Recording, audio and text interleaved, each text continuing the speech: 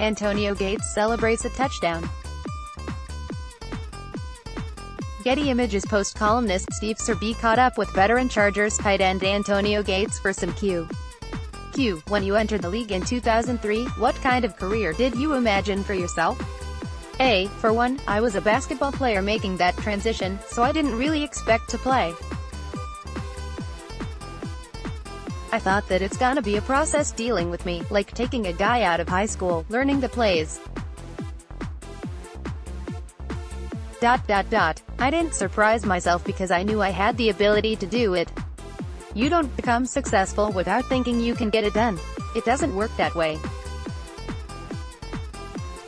My process was expedited due to injuries, people that were around me getting hurt. The opportunity was there, and I took full advantage of it. I came with the idea of, you know what? Let me try and make this team and be on the practice squad. That didn't happen. I was active. Then once I made the roster, I was like, okay, you know what? They're gonna give me time to get ready. I hadn't played since high school. I look up, I was playing in week 2. I look up, I was converting third downs in week 2. By the time week 5, week 6 came, I was a big part of the game plan. It happened so fast, man. I remember vividly playing against the Raiders in week 2, and I was thinking like, man, this coach don't know what he's doing. Cause we had wide receiver David Boston at the time. He was our big play guy. I remember like it was yesterday, they were calling my number in the huddle, but it was Rod Woodson that was playing safety. Now I remember Rod Woodson from the video game, and in my mind I'm thinking, this ain't gonna work out. One-on-one against Rod Woodson, they need to be trying to throw the ball to Boston. Boom. I converted a third down on him. I had another catch against him, and another catch against him. By the time the game was over with, in my mind I was like, I belong here. You know what? This guy can't cover me. I don't care who it is. You could not have possibly imagined 16 years, 116 receiving touchdowns. And no, even to this day, I haven't quite wrapped my head around it all. When you say those numbers, and I look up and I see where I rank it in the leaderboard of the all-time greats, I haven't quite wrapped my head around it because I'm so close to the forest. I'm actually just living and I'm playing one game at a time. I'm not out, set a record, I'm out to be the best Antonio Gates that I can be, and when it's all said and done, wherever that ends up, is where it ends up. I never look back. I didn't come into this year like, oh man, I'm the all-time leader in touchdown receptions at the position. I can kind of cruise through this thing. In my mind, I was like, you know what? I need to prove that I can make this play still, not only for myself but for these teammates who want to believe in me, and that was just my approach throughout the whole season. How would you explain your longevity? If things go up and down, and you maintain a certain laser focus through it all, through all the trials and tribulations. You maintain the task at hand, you stay focused on whatever it is you're trying to get done. Describe your on-field mentality. I'm so different on a Sunday than I am throughout the week. I'm a Gemini, and it's like split personalities.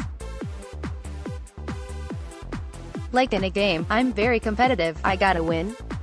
I must win. Throughout the week, I'm more nonchalant, love to show love, love to laugh, sense of humor's huge, and then boom. I'm like, what the hell, excuse my language if you will. I'm like, come on. Let's FG go. I'm like so different in the game. It's the competitive edge that I've always had, just wanting to win. Want to be the best. What drives you? At different things, different years. I think the biggest thing that drives me the most, really, this is gonna sound really crazy to you, and it's probably gonna be something that I will put in bold letters one day if I ever get a chance, is that sometimes I feel like I underachieved in a sense cause I couldn't do what I love. I dreamed to play basketball. So it's like I want to make everybody pay for it. In a crazy kind of way, it's like, oh, you don't think I can do it at 38? Watch me do it at 38. And matter of fact, I'm coming back next year. I'm gonna do it at 39, too. I think that's just something that you have when you're a competitor. Every year something different drives me. He's too old. We drafted this guy. They shouldn't throw the ball to him. He ain't gonna be able to get open. Every year, it's been something different. Chargers decided to let me go. My contract was up. And then boom, when something happened, they called me and said, "We'd like to have you back." In my mind, I was like, well, y'all didn't think I was capable of doing this year. I'm gonna prove it to you. Not only this year, I'm gonna prove it again. That is what drives me. Old Gates, old tight end. The word old is always factored in. It ain't the fact that I'm still getting open and I'm playing and I'm beating guys. Like, oh good catch, Antonio Gates. Old Gates does it again, and that drives me chuckle. Q, what was it like when they didn't want you back? It was disheartening. I was heartbroken. I just felt like from what I've been to this franchise and how I always had a high standard with how I carry myself in a professional manner, I just felt like I deserved to have an opportunity to play for this franchise to try to win the Super Bowl. I thought I would gracefully walk away when I decided to. I didn't know they would turn the switch on me and decide they didn't want me back. Q, but at least you didn't have to go to training camp, right? Yeah, that was the best part about it. Laugh.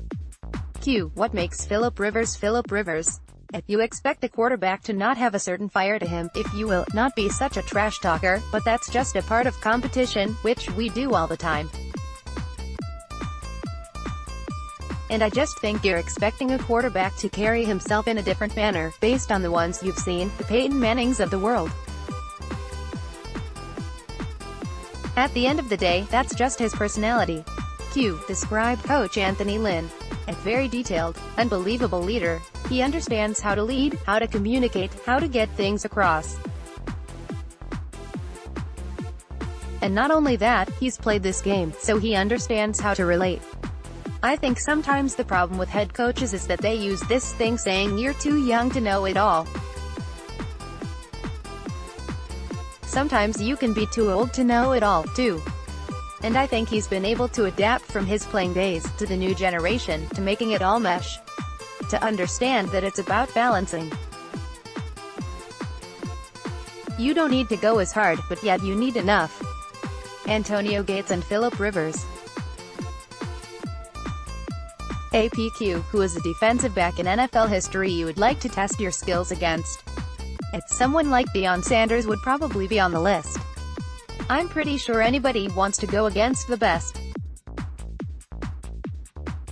Q, if you could pick the brain of any tight end in NFL history, who would it be? A, I think Ozzie Newsome, probably, because of his history. When I first got to the league, Marty Schottenheimer would always say, "Have you ever heard of Ozzie Newsome? You remind me of Ozzie Newsome." At that point, I was oblivious to who he was. Just watching him flourish from playing to then being in a general manager role, yeah, probably Ozzie.